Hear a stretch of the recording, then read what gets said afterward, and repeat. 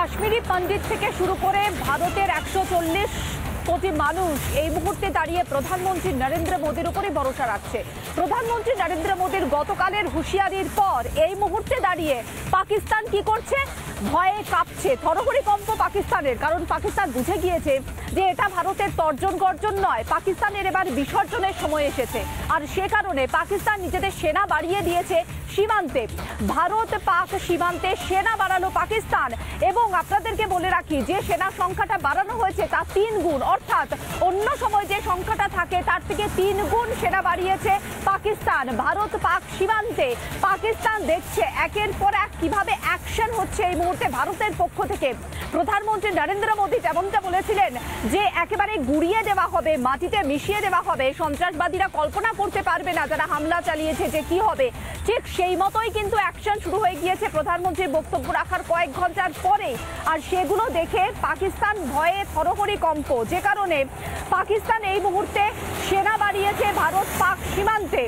যেখানে যে অন্যান্য সময় যেখানে সেই সংখ্যাটা থাকে তার থেকে 3 গুণ সংখ্যা বাড়ানো হয়েছে ভারত পাকিস্তান সীমান্তে সেনার। পাকিস্তানের পক্ষ থেকে 3 গুণ পাক সেনা বেড়েছে সীমান্তে।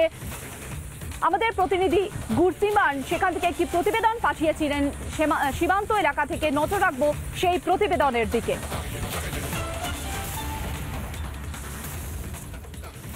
भारत पाकिस्तान अंतर्राष्ट्रीय सीमा में मौजूद हैं। अग्रिम इलाके में इस वक्त हमारी मौजूदगी है। जगह का नाम आपको नहीं बताएंगे, लेकिन इसके ठीक सामने के इलाके में जो है ये 13 चिनाब रेंजर्स का इलाका आता है, जहां पर 13 चिनाब रेंजर्स की डिप्लॉयमेंट की गई है।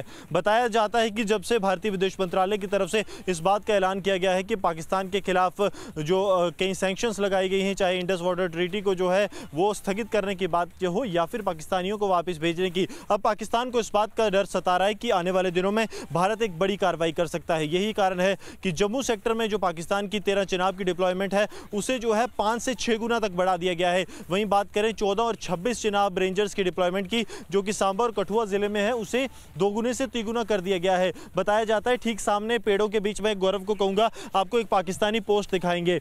ये पाकिस्तानी एक पोस्ट थी, यहाँ पर कोई डिप्लॉयमेंट पाकिस्तान की ज्यादा नहीं रहती थी। 3 से 4 लोग पाकिस्तानी रेंजर्स के यहाँ पर डिप्लॉयमेंट रहते थे, क्योंकि पाकिस्तान को यह पता था कि आतंकी हमने ही भेजने हैं, भारत तो आतंकी भेजेगा नहीं।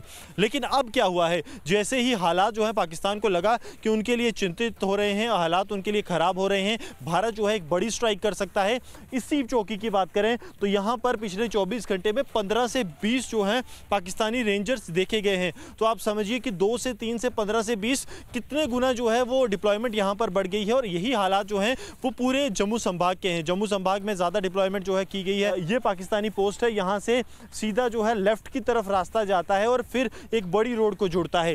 यहाँ पर भारत की तरफ से बताया जाता है कि 7 से 8 जो वाहन हैं हर 1 घंटे में तकरीबन मूवमेंट हो रही है। दिन की बात कर रहा हूँ, रात में तकरीबन 1-2 वाहन जो है पाकिस्तान के वो यहाँ पर चलते हुए लगातार देखे जा रहे हैं, जिसका मतलब साफ है कि मूवमेंट जो है फोर्सेस की पाकिस्तान ने अपने इलाके में बढ़ा दी गई है। और बढ़ाई भी सिर्फ कोई 2 गुना नहीं की है, 5 गुना 6 गुना यहाँ पर जो पाकिस्तानी रेंजर्स हैं उनकी डिप्लॉयमेंट कर दी गई है। तो पाकिस्तान जो है वो डर गया है। कारण इसका बिल्कुल साफ है। 2016 में जब उड़ी आतंकी हमला हुआ, भारत ने ग्राउंड स्ट्राइक की लाइन ऑफ कंट्रोल पर। जब 2019 में पुलवामा हमला हुआ, भारत ने एयर स्ट्राइक्स की, वो भी लाइन ऑफ कंट्रोल का इलाका था। पाकिस्तान को डर ये सता रहा है कि कहीं भारत जो है हर बार नए तरीके से पाकिस्तान को जो है पटकनी देता है, तो क्या इस बार अंतर्राष्ट्रीय सीमा की बारी तो नहीं है। हालांकि भारत की तरफ से बिल्कुल नहीं कहा गया कि भारत अभी पाकिस्तान के खिलाफ किसी भी तरह के युद्ध का ऐलान कर रहा है या फिर पाकिस्तान के इलाके में जो है भारत आतंकी लॉन्च पैड्स पे स्ट्राइक करेगा। लेकिन जहां जहां पाकिस्तान की सेना है वहां वहां आतंकी भी हैं और इसी बात का डर पाकिस्तान को सता रहा है। এই বিশেষ প্রতিবেদনে বুঝতে পারলেন যে কিভাবে পাকিস্তান এই মুহূর্তে ভয়ে কাঁপছে। আর পাকিস্তানের ভয়ে কাঁপারই কথা, কারণ প্রতিশোধ শুরু হয়ে গিয়েছে ভারতের পক্ষ থেকে। যেভাবে একে একে বেছে হিন্দুদের হত্যা করা হয়েছে, যে হত্যা লীলা চালিয়েছে নৃশংস সন্ত্রাসবাদীরা, যে ছবিটা উঠে এসেছিল পেহেলগাঁও থেকে, একের পর এক যারা সাক্ষী ছিলেন ওই হামলা, তারা যেমনটা বলেছিলেন, সে বিতান অধিকারীর স্ত্রী হোক, পল্লবী হোক, যেমনটা পরিচয় নিশ্চিত করা হয়েছে, হামাস যেভাবে হামলা চালায় ঠিক সেই একইভাবে একইভাবে পরিচয় নিশ্চিত করার জন্য কলমা পড়তে বলা হয়েছে। যারা কলমা পড়তে পারেননি তাদেরকে গুলি করে দিয়েছে, সঙ্গে সঙ্গে সময় নষ্ট করেনি, একদম একেবারে কপালে গুলি এবং ঘাড়ে গুলি। যেমনটা হামাস করেছিল, ইহুদিদের বেছে বেছে খুন করেছিল, ঠিক একইভাবে এই লস্কর-ই তৈয়বার সন্ত্রাসবাদীরা তারাও ঠিক একইভাবে বেছে বেছে হিন্দু নিধন করলো। কি বললেন বিতান অধিকারীর স্ত্রী, কি বললেন পল্লবী, শুনুন। কাল রাতে আমাকে বলেছেন হিন্দু বলে মেরেছে, হিন্দু বলে মেরেছে। বলুন বলুন আপনি মুসলিম, আপনি কি কালমা পড়তে জানেন? হ্যাঁ না, জানি না। বলুন, এদের বলুন, সেকুলার নেতাদের বলুন। মেরে দিল। কে কে হিন্দু কালমা পড়ুন? কি আঙ্কেল বলুন, কালমা পড়ুন। কালমা পড়তে জানেন?